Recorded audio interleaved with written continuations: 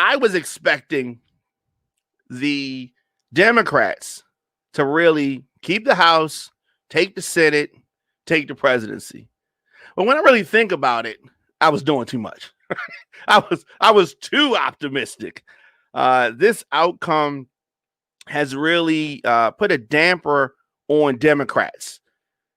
The ones that were hoping for a bold new agenda, the ones that were hoping to really get some things done. Mitch McConnell still in control of the Senate. If we have a President Biden, they're going to stop him from doing stuff the same way they stopped President Obama. I mean, that's how else can we look at it? How else can we look at it? These are some of the things that frustrate the average American about government. Now, as it relates to the stock market and the people that's playing with money on, that kind of way, they're probably happy because they're going to say things are going to stay the same because the president's not going to really be able to get things done because government is split. You're going to have the executive branch controlled by a Democrat. You're going to have the Senate controlled by the Republicans. I mean, the Supreme Court ultimately is controlled by Republicans, right? At least right-leaning. So Nancy Pelosi was on track to keep control of the Democratic House, but saw her majority shrinking and her leadership called into question. Republicans' control of the Senate tilted their way as several Republican senators fended off, challenges from Democrats. Races that I thought Democrats were supposed to win. No, they lost. Listen, I call out Republicans when they lose, but when Democrats lose, I call them out too. Just like I was talking about Kim Klacik. Remember, I've been talking to a lot of people online, and they were saying Kim Klacik she raised all this money. She got $6 million, and she dumped it into commercials. We were in the car listening to the radio. God, Lord, listening to the radio. And, I mean, the same commercial came on like 3 times in a row. It was obnoxious, the way that money was spent. People think that just because you raise money, that means that you're going to win. No, doesn't mean that, because you have to know what to spend the money on. That's like somebody at a party, right? Person who has the most expensive outfit on the party doesn't necessarily look the best. Sometimes the person who looks the best didn't spend that much money on their clothes. They just knew where to shop. A lot of these politicians don't know where to shop.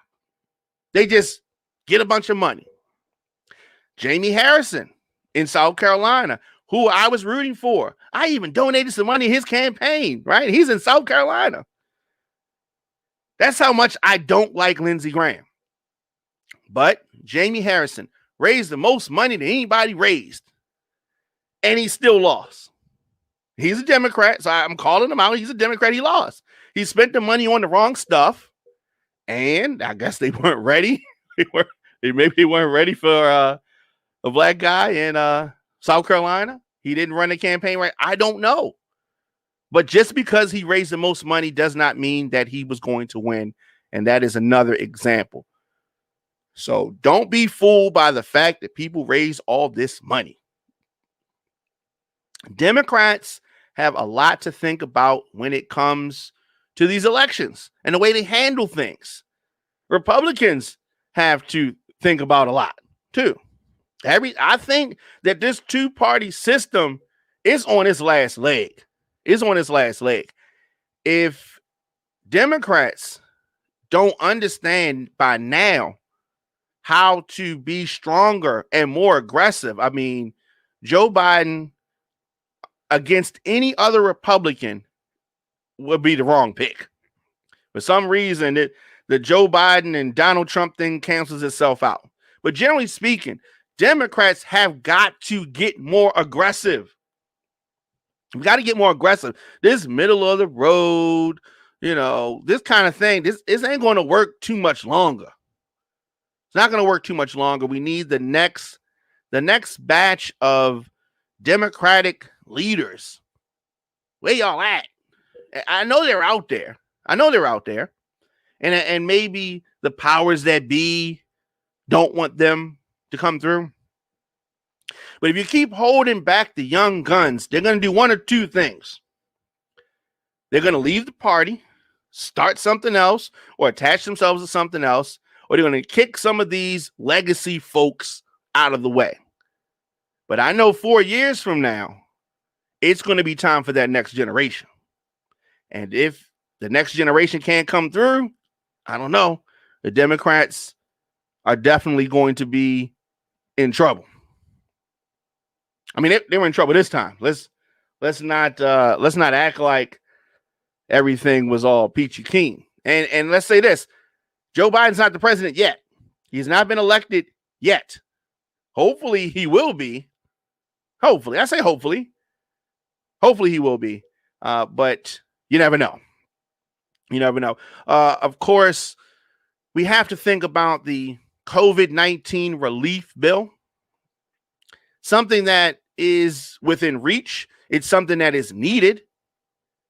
I mean, I don't know if Mitch McConnell and the Republicans realize this, but we're in a pandemic.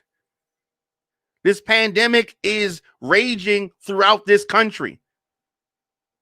Mitch McConnell said that he would like to negotiate a big spending bill to keep government running past the mid-December deadline.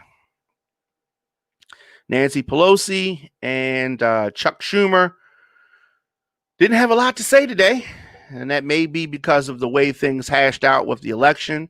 Maybe they're waiting to see what happens with the presidency. They've been very quiet. Republicans in the House picked up 5 seats so far. Nancy Pelosi planned to reach deep into Trump country by making some rare gains, getting some minority candidates and some female candidates in those Trump areas. Did not happen. The GOP defeated more than a few Democrat freshmen who delivered the House majority in 2018 in a backlash vote against Trump, linking them to their most liberal members. AOC. Has AOC helped or hurt the Democrats? A lot of Republicans linked these freshmen to AOC and said, we don't want somebody like AOC. And AOC's fame actually dragged down some of these Democrats who were not strong enough to fight back. And if they wanted to fight back, the Democrats, the leadership of the Democrats, no, don't fight too hard. We don't want people to know you can hit. I mean, this is what we're dealing with.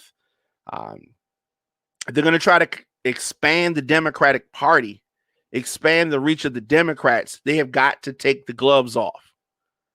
There is this dinosaur ancient mentality out there that has got to go. Now, Republicans, don't act like this Trump era has not affected you guys and gals, and it's not going to affect. Let me say this. Don't think because Trump did it that you can do it. Others have tried. Trump is he's like a unicorn.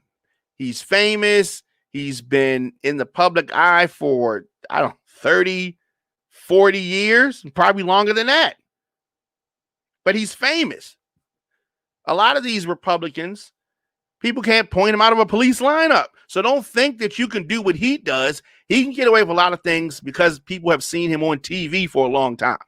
But when he goes, and he's going to go, be it now or be it in 4 years, the Republican Party is going to have to restructure and be able to move on in the wake of this anomaly that has been Donald Trump.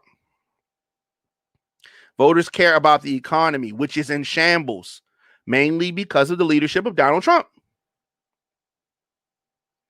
It is definitely time for a different approach from Democrats and from Republicans. I really want to see another party come up. I'm tired of this two-party system.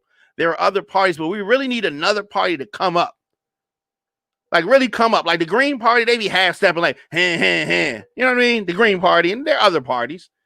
But we need a strong third party to come up. Strong third party to come up. So I am